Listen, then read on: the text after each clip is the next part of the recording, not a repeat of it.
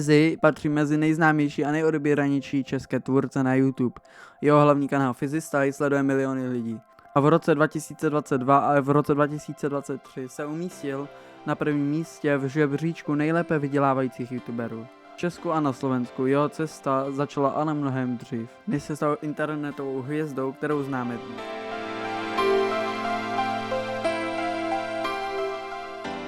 Příběh, který postupně se rodil z dětské zvědavosti, značení pro kameru a z touhy tvořit něco, co bude bavit ostatní. A teďka už něco k jeho osobnějšímu životu. Filip Zima se narodil 5. května v roce 2000 a už jako malý kluk měl blízko ke kameře. Zatímco většina dětí si hrála venku, Filip často běhal s kamerou v ruce. S kamarády natáčeli krátké scénky, pokusy a jednoduché videa, které potom Filip sám střihl. Právě střih ho fascinoval nejvíc. Možnost vytvořit z obyčejných záběrů něco zábavného a dynamického, už tehdy se ukazovalo, že má cit pro střih a že ho střih doopravdy baví. Tak když mu jednou kamarádi řekli, aby si založil svůj vlastní YouTube kanál, tak Filip neváhal a tak na začátku ledna 2015 vznikl kanál Fizzystyle. Nenápadně a bez očekávání nebo bez velikých plánů, jen kluk a kamera a chuť něco tvořit. Nikdo tehdy netušil, že právě v tu chvíli začíná jedna z největších českých internetových kariér. V roce 2015 na YouTube dominovaly hlavně prank cally, výzvy a jednoduché zábavné formáty, které lidi bavily, a hlavně mladší publikum.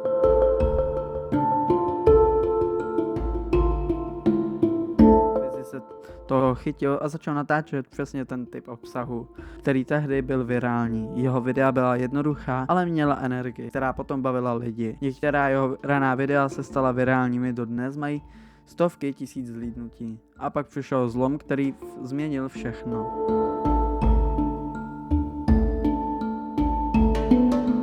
Tak je konec února 2017. Natočil své první video z kuchyně. A zrovna nečekal, že tento formát bude virálním tak rychle, ale video se dostalo virálním téměř okamžitě. Dnes má přes 1 000 000 zhlídnutí a desítky tisíc lajků. Právě toto období znamenalo první velkou vlnu jeho slávy a ukázalo mu, že má potenciál růst mnohem dál.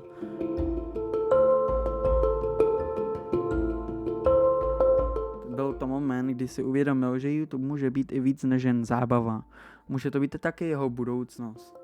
A teďka následovaly série jako 10 skrytých funkcí na Instagramu či YouTube. Tato videa sklidila obrovský úspěch, některá mají dodnes přes 250 000 zhlídnutí a dokonce jedno z nich má přes 1 000 000 zhlídnutí. Fizzy pochopil, že našel formát, který funguje a držel se toho, ale zároveň cítil, že nechce zůstat jen u jednoho stylu.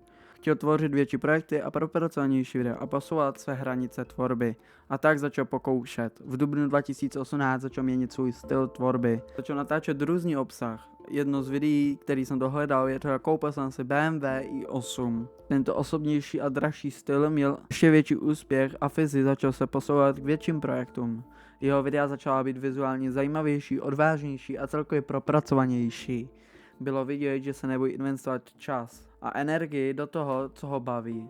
A jeho tvorba rostla. V té době taky vznikla první verze Fizzykru, která se postupně měnila.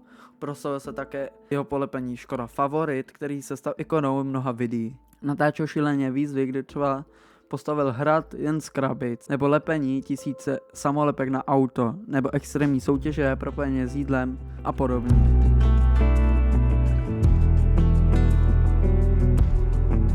Rok 2018 byl pro něho docela zlomový, překonal 100 000 odběratelů a natočil o tom speciální video, které má dnes přes 500 000 zhlídnutí. Pro mnoho tvůrců je 100 000 odběratelů cíl, který nikdy nepřekročí. Ale pro Fizzyho to teprve byl začátek, protože 100 000 odběratelů v té době bylo celkem obrovské číslo. Teď taková menší pouza, pokud se vám takovýhle videa líbí, nezapomeňte se dát like, odběr a nebo napsat komentář. Moc mi tahle podpora pomůže a mě to bude motivovat dělat tyhle dál videa. Děkuji a my pokračujeme k Fizzymu. Rok 2019 byl pro Fizzyho jeden z nejextrémnějších růstů a extrémních výzev. Je těžké najít videa z té doby, které by nemělo přes 500 000 zhlídnutí. Většina videí dodnes má kolem 2 milionů. Fizzy do videí investoval hrozně moc času, ale to se vyplácelo. Jeho kanál rostl neuvěřitelným tempem a stal se jeden z nejrychleji rostoucích youtuberů v Česku.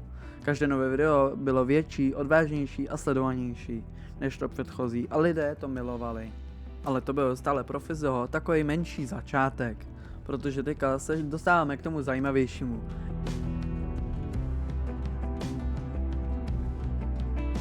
Je rok 2020 a Fizzy si koupil Teslu, která se stala hlavní výjezdou dalších mnoha videích jako favorit. V té době měl 100 000 odběratelů a dokonce i takovej Fizzy Dům, kde se odehrávala velká část jeho tvorby, dokud se nepřesunul na jiné místo. V tom roce taky vydal první písničku Planeta Zombie, která se stala obrovským virálem. Dnes má přes 15 milionů zhlídnutí a je nejsledovanější na jeho kanále a pro mnoha fanoušků je dost oblíbená a pouští si ji docela často a někteří ji znají i docela z paměti.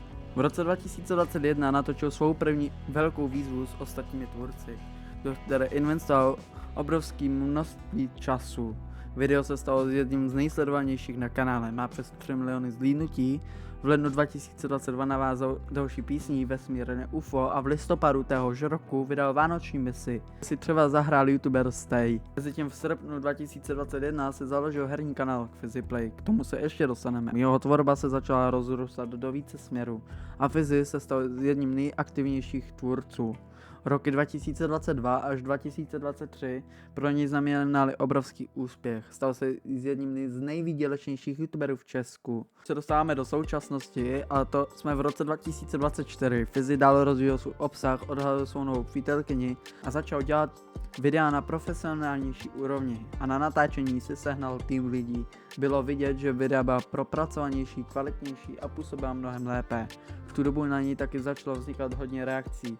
Od reakčních kanálů, například od Bigeho, a jeho jméno se objevilo čím dál víc. Fizzy se stal tématem, o kterém se mluvilo. V roce 2025 si Fizzy pozval do videí 30 youtuberů i s fanoušky, kteří se zasoutěžili o 500 000 korun. Tato 2 videa nakonec nazbírala přes 1,5 milionu zhlídnutí, začal také využívat dubbing do svých videí a postupně přidával to i do shortů. V té době začal tvořit víc shortů, do kterých přidával dubbing. Je pro zahraniční publikum a právě to se mu na podzim v roce 2025 začalo vyplácet. Kanál Fizzy Style a celkově Fizzy začal různě uvěřitelným tempem. Získával desítky tisíc odběratelů denně a stovky milionů zhlídnutí za měsíc. Dodnes jeho nejpopulárnější short má přes 100 milionů zhlídnutí, což je na českém YouTube naprosto něco nevídatelného. Tento úspěch ho motivoval používat dubbing ještě víc a dnes má skoro každé video minimálně přes 1 milion zhlídnutí.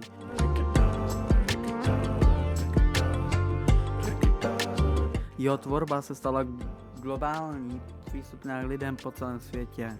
Na všech kanálech má dohromady asi přes 2 miliardy zhlídnutí a desítky milionů odběratelů.